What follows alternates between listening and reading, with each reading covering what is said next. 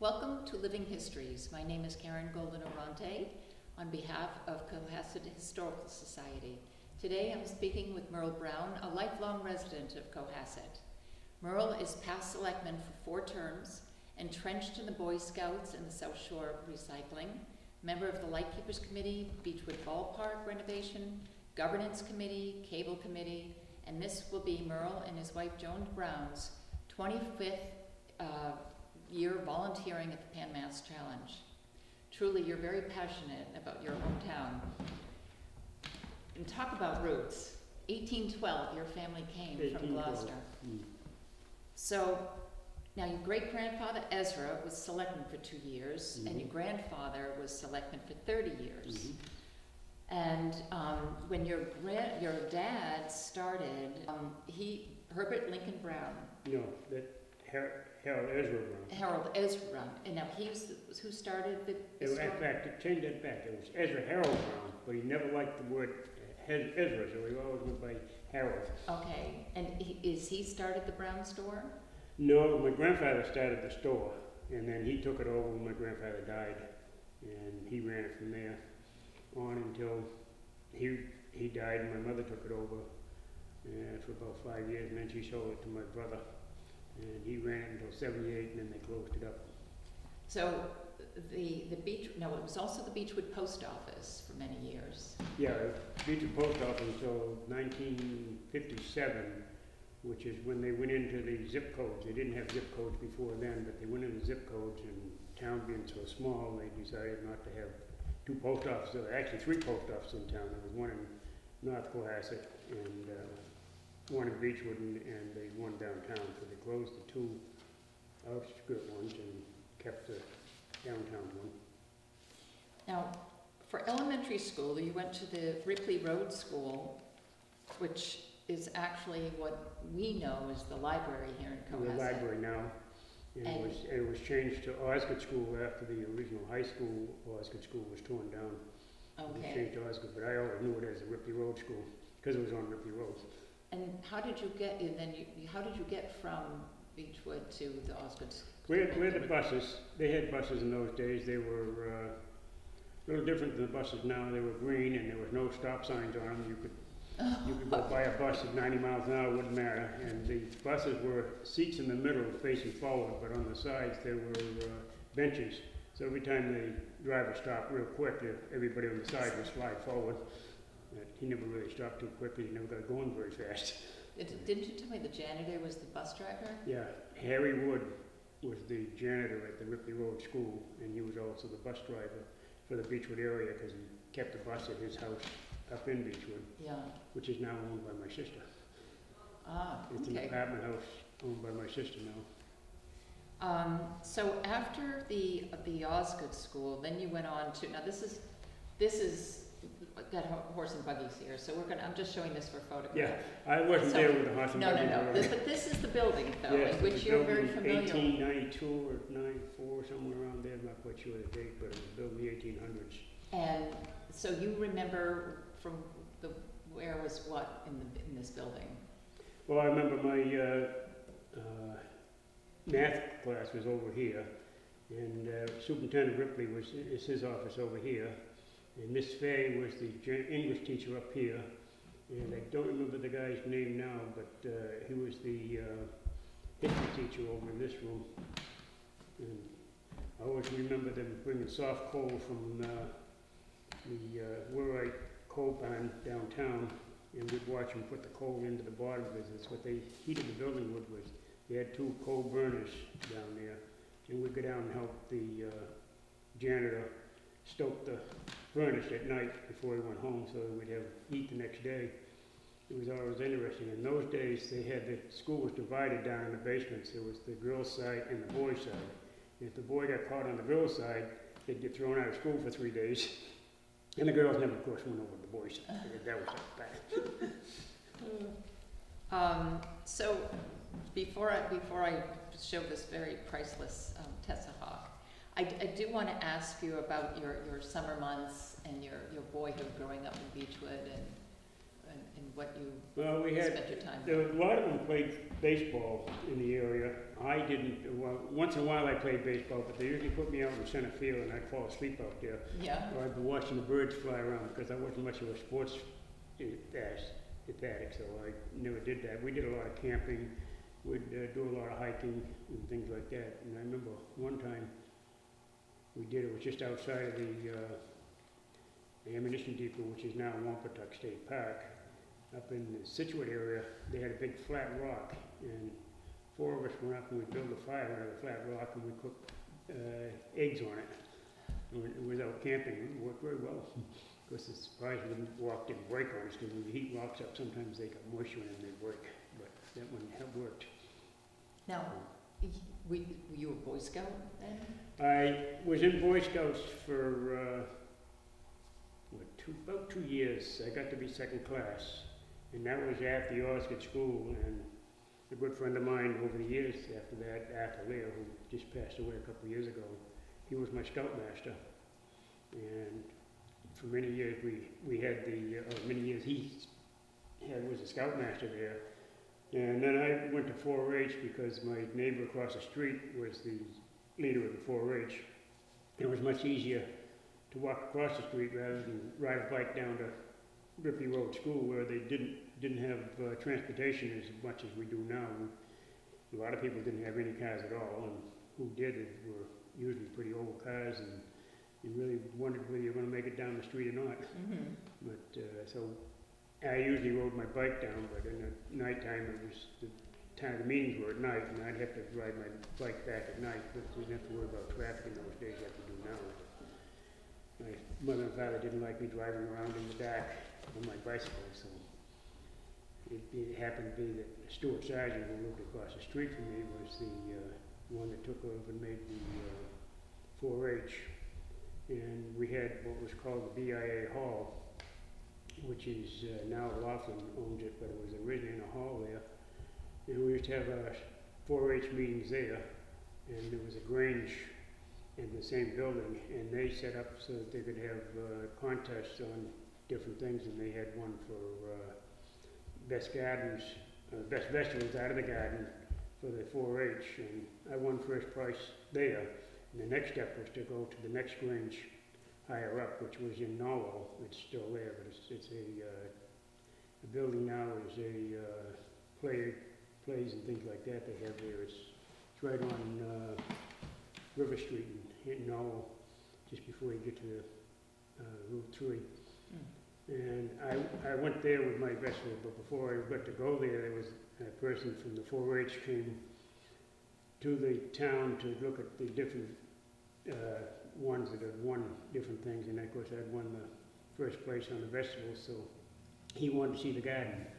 And at the time we were walking down to, actually we're coming down to Sandy Beach to go swimming, and we were about probably a mile and a half down the street, and he saw us and he asked us if anybody knew me.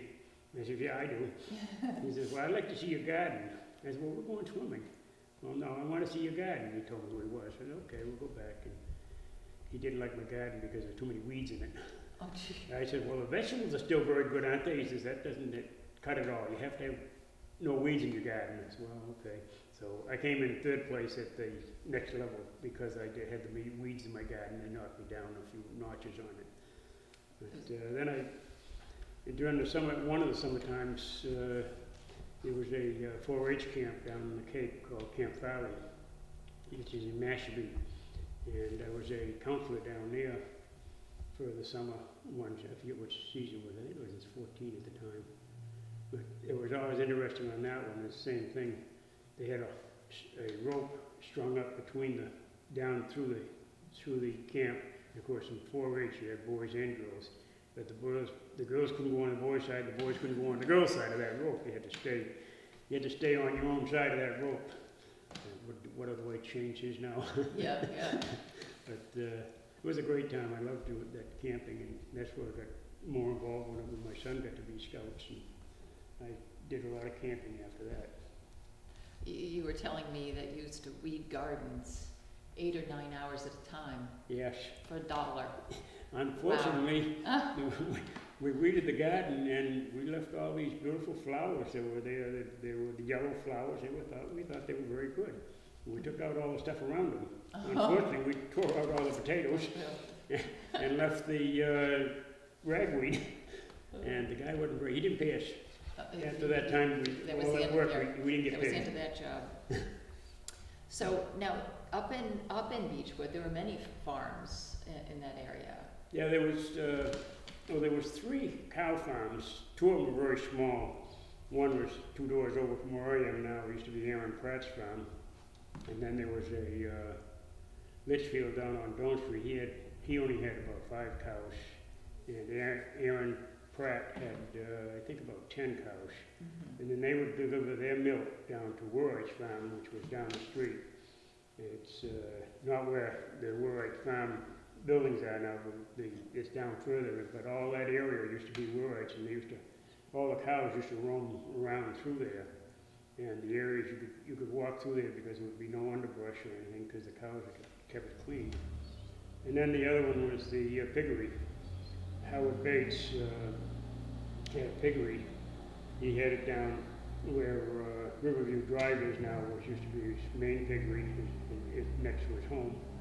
Then he had another one up in what they call the Wolf Pit, which has since been sold to the town or the water department because they didn't want people building up there, but it used to be a area where he kept pigs up there. And then he had another one down on Mill Lane, down at the end of Mill Lane. He had a piggery down there. Mm-hmm. And that was pretty much it, the piggeries and the cow farms. And down below the piggery was the water department had their pumping station. And when the electricity went out, they had a one lung, what they call one lung engine. They would keep the pumps going. And you could hear that thing all over town practically because it would thump. It would sound like thunder all day long until they got the electricity back into place. It was interesting times. Now I just wanted to show, actually, this is your high school, the very first Tessahawk. From 1951, graduating from the high school. And I have to say, Merle, I found you here. You did? I did. And I have to show, there is a picture here that we're going to have to, there's you. And I have to say, you look like Simon Baker. Do you know who he is? No. Simon Baker is an actor today. We'll have to show Simon Baker with a picture of you to show the resemblance. But this is wonderful to see the very first Tessahawk, which is the yearbook that has, has traveled now through. Now, they didn't have yearbooks prior to this, or? No, because it was still, 51 was after the war, but they were still written over the Second World War, and then the Korean War started around 50, so there's still a lot of people were involved with the wars, and they didn't have the kind of money that they needed to do it. That we had a class trip that was big in those days, and we were the first ones after the Second World War to go on a class trip, and we went to New York.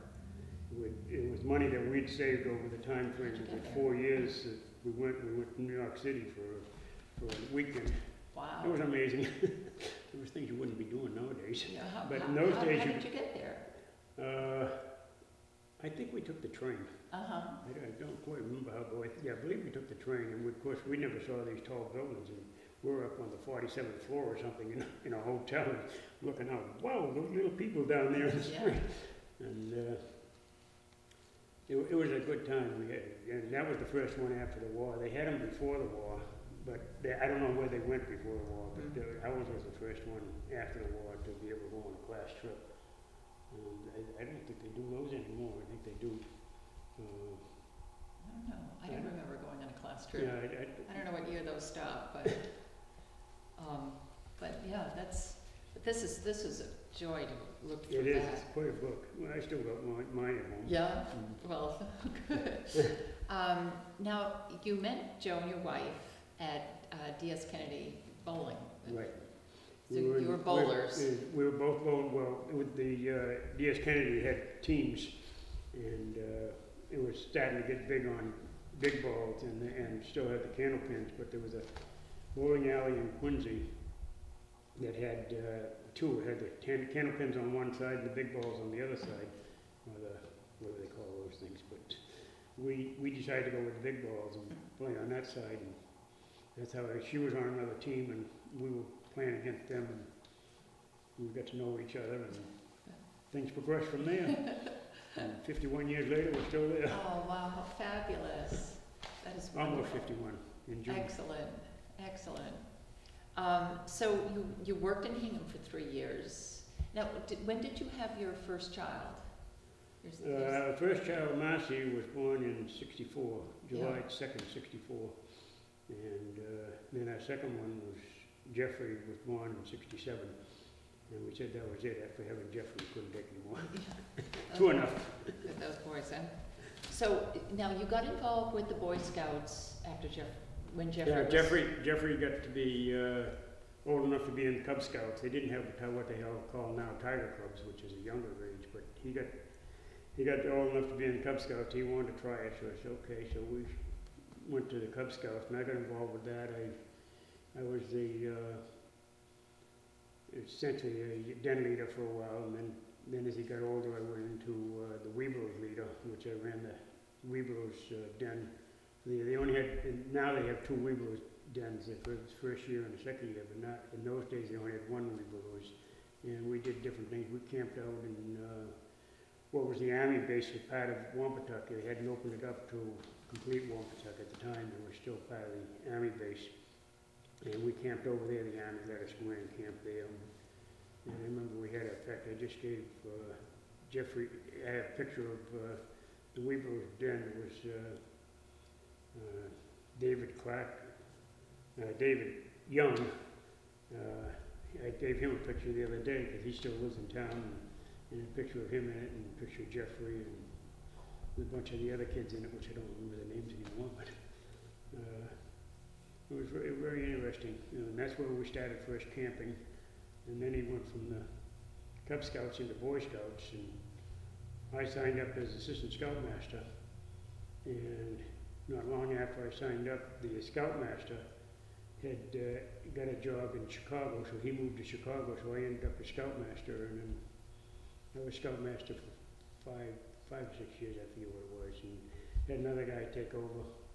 But he came from the military. He was a very young guy at the time, and he was in the National Guard, and he thought that a troop should be run like a military, and he'd make the kids sit down on the floor, and he'd lecture to them.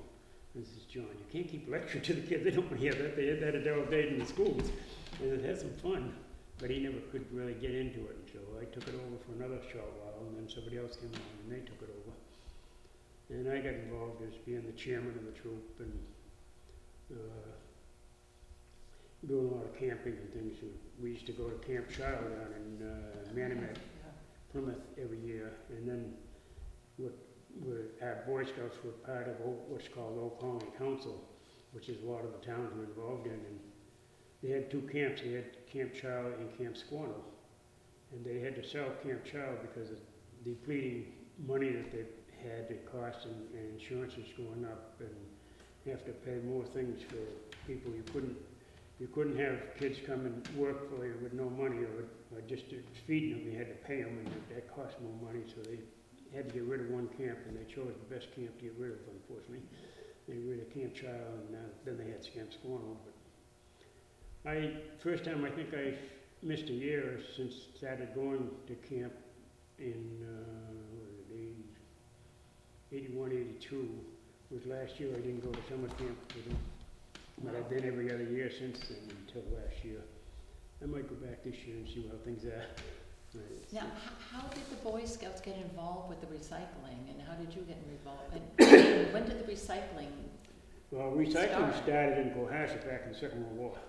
Oh. And we used to, in fact, I remember going around with the police department in the cars, and we'd go to different people's houses. If they had any canned goods or anything like that, we'd gather them up to send to the soldiers overseas.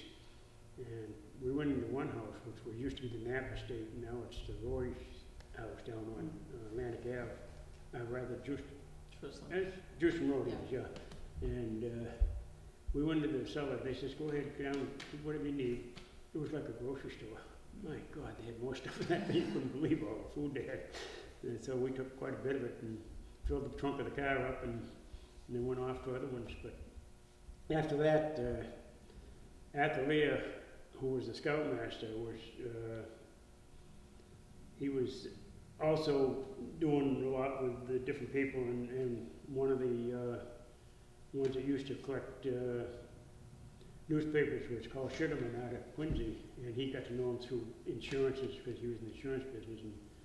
And Sugarman used to come down and leave a bin for us on North Main Street at the James's house. They had a garage out in front, and we'd have people put their newspapers in there during the time, and when it got to be full, it'd take about a month, it would fill up, and we'd bring bin down, put it out in front, and we'd bring the scouts over on a Monday night, which we always met, and we'd load that bin up, and he would take it away, and he'd give us about $25 a ton. So we had good money for the scouts. And then, just as the things changed around, the bottle bill came in newspapers, instead of $25 a ton to pay you, they were taking it, they were charging $25 a ton. So we was up at the RTF, which now is the RTF, was the landfill before. And we had a little building we had built, and people were bringing their cans to us for returnables, and what came along more and more and more, and now it's one of our best fundraisers for the things. And we use the money for the kids for their camping and buying equipment, canoes, and we've got 7 or 8 canoes now, and the different things if they need tents and things like that, we buy them. And we also have a scholarship fund that we give out every year at the school. And the only requirement is that somebody, if they could apply for it, but they had to be in scouting. It could be in Boy Scouts, could be in Cub Scouts, and it could be in Girl Scouts. We've given them out to both sides, depending on the year. Our first choice is always the Boy Scouts that have been in the troop, especially if they're Eagle Scouts. And the last few years have been mostly all the Eagle Scouts that have given.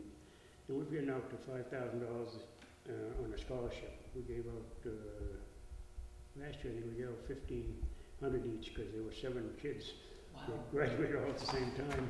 Wow. So we had to cut back a little bit. But we put money into that every so often to keep building it up so that we can give more money to the kids. It depends on how many kids you have, whether you have a lot of them or just a couple, then you can give more money to them. But we always try to give as much as we can. Because knowing these days, not much of that money goes for paying for the college. Most of it goes for buying the pens and paper, I think, in the books. Right. So now you were also involved with the Beechwood ball field being renovated. How did that come to be? I don't know whether Glenn Pratt and I got involved with it. I can't remember. It was right around the time the CPC came into action, where they had money to give to different things, athletics and historic and elder affairs things. And I think Glenn approached me and says, gee, we ought to see if we can get some money to redo the ball field. And I said, well, I'd love to, because this thing is a disaster now. Especially after they built Bates Lane, which is up in the back of it, the people do say that you do affect the groundwater when you start doing things, and they built all the houses up there. Before that, the field was always dry. And after they built those houses, it was wetlands. It was constantly trying to get water out of it. It also had a hill going up in the center field. If you drive by it, you can see the houses up in the back, and there's a rock ledge coming down from where the field is flat. That used to be the level of the field. So in the center field, you were climbing uphill to get to it. Well, when did the fire station was right there. Where the fire station went out in the 60s. Yeah. So I'm not quite sure when it was, but the fire station was where the basketball court is now. It had been in the late 60s. I forget when it was, but they bought a fire truck that was too big for the fire station. So they said they can't use a fire truck in the station, so they put the fire truck downtown and they closed the station up. And then a family from Scituate bought the station, and they moved it up to Scituate. It's still standing up there. Oh, wow. And it's on Clapp Road in Scituate. And I keep driving by and say, gee, we could use that place. Yeah. But at the time when they were closing it all, we went to town meeting to try to get another station. We had a 2-car garage station with a boat in it because we had the problem not long before that a girl drowned in the river down below, and he thought we needed something for the protection of kids, but town meeting didn't vote in. You know, how many kids stood in that fire station waiting for the school bus? Oh God, there used to be probably 10, 15 of us would wait there when the weather was cold. We'd go over there and wait until the bus came in. And the fireman always liked it because there was only one fireman in the station, and he's all by himself. And so he liked it when the kids came over and had somebody to talk to and things to do. I mean, when the Beechwood bus stop at the stop at Beechwood, there had to have been 25 kids. Oh yeah, right. And the school bus didn't drive around and pick the kids up at their houses. Everybody met either at the fire station or the corner. And before that, when my father had the store with grandma church, we used to wait in the store for the bus, and they'd pick us up there.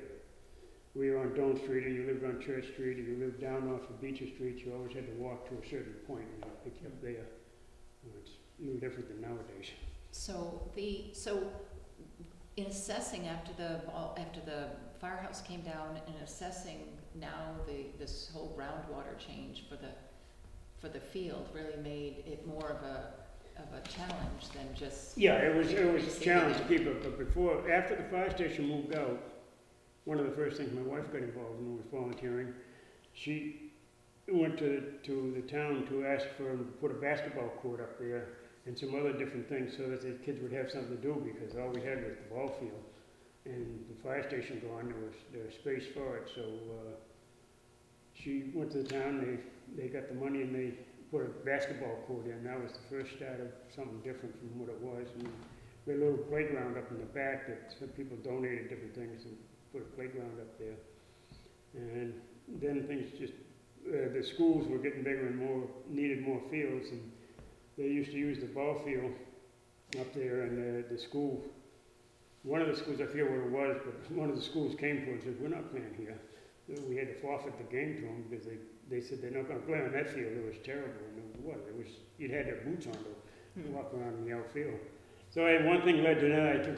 I can't quite recall how Glenn and I got together on it, but anyway, we got together. We went to CPC, asked for some money, and they gave us some money. We got the first time we got some money for design work, and we hired Boston Survey out of Norwell to do the design work on it. And then we went back to the town for the money to build it. We went to the CPC, and they got some money from them, and they would have liked us to raise money privately if we could, and we said, well, we'll try that. But remember, this is a town field. It's not just a Beechwood area where we could just raise the money in Beechwood to have a field. It's a town field. So I went out and I raised a little over $50,000 for it. The whole field will cost $600,000 redoing it and everything. And they did a lot of work on it. They put in a sprinkler system in it now, and all the grass was supposed to be organic rather than any pesticides. I'm hoping they're still using organics on it rather than pesticides. But it's worked out very good, and now they have a lot of games there. It's always busy, yeah. There's always teams playing. You can see and the teams like it because it's a short field, and they get more chance to get a home run where they couldn't get in other fields that are longer. Yeah. But it's worked out very good for them. Excellent. So you brought a picture here with you today. What is this of? That is, mostly it's the names on there. The picture is a lousy one. That's a bunch of the kids in the baseball time frame. That was when the bench was taken there. And the names are on the back of it, who were there. Rather than the next page. Oh wow, yeah. And a lot of them are still living in the area. Right. And some a lot of familiar names. names. That's excellent. Well, I'll have to say, Merle, thank you. We really appreciate your coming. I know we've mentioned this a few times, but I'm really glad finally. Finally it happened. Finally, it's been such a pleasure to have you on Living Histories. And I have to say to you, and I'm sure I am one of many, many, many people, I want to thank you for all that you have done for Cohasset in the past, and you're continuing to do. Well, I enjoy it. It's just My wife awesome. is fine now. She enjoys it too. Yes, she's as busy as you, I know, and the two of you are awesome. And good luck this year in your 25th anniversary of the Pan Mass Challenge. That's pretty awesome. Oh, yeah. Yeah. It's 25? Yeah, according to Joni, it's It could be. to listen to the I know it's boss. over 20, but Yeah. we got started on that with Marcy, was because she started riding her bike in the Pan Mass Challenge, and then she got married, and her husband went, and we helped out at the different stations, and then they left town and we're still there. It's like Jeffrey It's with like the you Scouts. said, leaves Jeffrey Boy left town Scouts and you're still yeah. there. Excellent. We don't know enough to quit, I guess. Well, again, thank you. Yeah. And on behalf of the Cohasset Historical Society, which is where we're sitting in right now, we want to thank you for watching Living Histories. Goodbye.